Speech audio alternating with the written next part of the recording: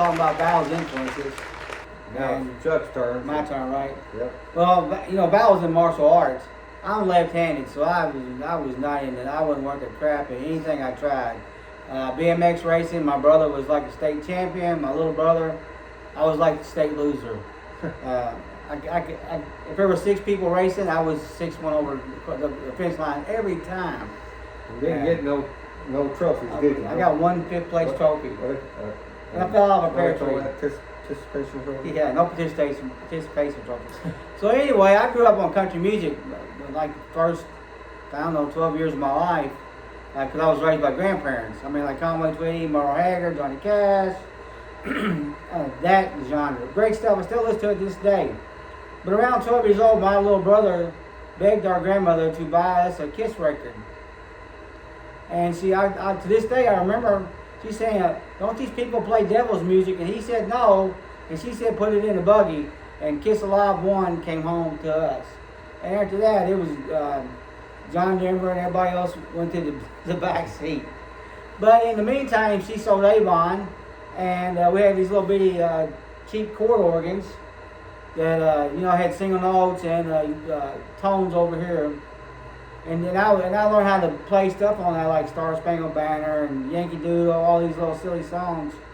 And she'd have me entertained while she sold Avon. I'd be in her bedroom playing when the people came over to buy Avon. And I wanted to be a drummer. And she said, if you learn these songs and for a year, we'll give you a drum set for Christmas. And I remember cutting a drum set out of it. It might have been Sears catalog, it might have been service merchandise. It was one of those, way before the internet, you got catalogs. And we weren't looking through there to buy toys we could get whooped with. We were looking for stuff that we could play. So anyway, I cut this picture of the drum set out. It was $200 or $299. I put it on the kitchen wall as a reminder that, hey, I've done this, and Christmas time, I'm expecting a drum kit. I really wanted to be Peter Criss, I thought. Christmas morning, I go in there expecting a drum kit, and there's 2 guitars, one for me and one for my brother. And, I guess my grandmother had a premonition or something, but I took that guitar like a long-lost friend. It became my friend, really. I stopped playing basketball in the neighborhood and football.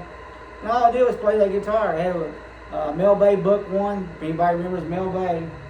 And that's where I learned all my chords. And so that's where I started. And my influences at that time, there was kids older than us in school that were playing. And guitar players, they didn't share information, so we'd have to watch. And I seemed to have, I didn't have like a knack, but I seemed to be I just stayed at it long enough. I picked it up. And then I started trying to write songs because we had a guy in our class started in Westbrook who was playing in Nashville, and he was on the radio, and he did a couple of songs, like cover songs like Super Bing Bang and Stock Car Willie. And he was also in the martial arts, like I know Val knows Sterling. And I thought, man, I know I can do that. So I started writing, and we was in Boy Scouts. I had friends, and we put a band together, and we played in the Boy Scouts. It just kept going on like that. But I guess my influences big time was Kiss, because that's the first rock band I ever saw live. Once again, we begged my grandmother let us go, and she actually let us go in January. It was a blizzard that year, and Kiss rolled into Evansville, Indiana. And man, my life changed at that moment. I thought, I want to do this. I got to do this. And I have not looked back.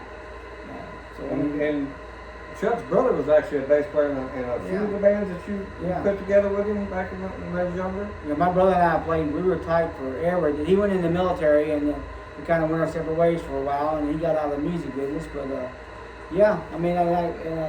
I cut my teeth on it. I had a friend of mine in the Scouts who was in the bands like Nazareth and Harry Chapin and stuff like that, Marshall Tucker. And it's just then, AC/DC obviously was huge at that time. And we just started learning rock music like that. And we'd go to the park and set up and sing 5 or 6 songs over and over and over like we were famous. And our friends would show up, and I just hadn't stopped. Since then, I played in and out of bars like Val has. We played bars. We played.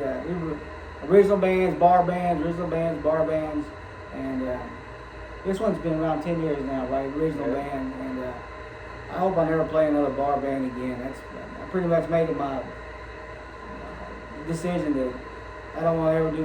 I don't want to sit around a campfire and playing songs or for fun. Yeah, for fun. Yeah. I don't want to go play 4 sets of 45-minute sets so I can make $50. Yeah, those days are long gone. Those days suck. We've all done it. There's been nights that we played together. There was 5 sets. Yeah. The double dukes, you know. We played 9 to 2, 5 long, boring 45-minute each sets of crap that everybody else is regurgitating. So, but anyway, that's my. I play right-handed. I am left-handed. I do play right-handed. As Val said, he has he keeps his expensive guitars at home. I do have a 1979 Paul Stanley Iceman that I bought in a pawn shop in the early 80s. It's been reworked. My wife had it reworked and repainted because for years I would repaint it and I set it on fire and I put smoke bombs in it like Ace Frehley. And so yeah, it sleeps in its case in my back bedroom and it doesn't go anywhere. And I currently use Epiphones. I call them Epis, you know, if they get broken or stolen, I'd rather not. And they play okay. They're not bad guitars. And if they get stolen or broken, that's just what it happens. It's not it'd be a loss, but it's not a huge loss. So, yeah, that's pretty much it. That's all I got. I can think of. I was influenced by Randy Rhoads for a while. Back before, like I said, pre-internet, pre-guitar tab, pre-anything. So I'd sit in the living room with the album, push my finger down on it to slow the solos down to try to catch what Randy Rhoads was doing. That's how we used to figure out stuff. You know, you couldn't go to YouTube and see somebody else already mastered it and sit there and watch it over and over and over until you figure it out. You just put your finger on it to slow it down so you can pick out the rundowns and the run-ups on the neck, and that was the old way of doing it. That's what we did. And we wrote songs and we recorded them, and I wasted the time in one band for 6 years. I guess I wasted my time. I got pretty good at wasting my time with that band, but one thing we did do was we practiced every week religiously without going anywhere. And I was also young, and we had an opportunity to go to L.A.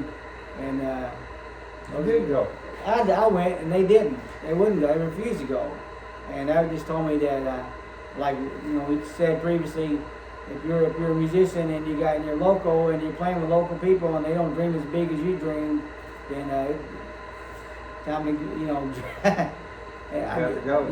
got to go, or you're gonna live and die in the same small fish tank that they're in.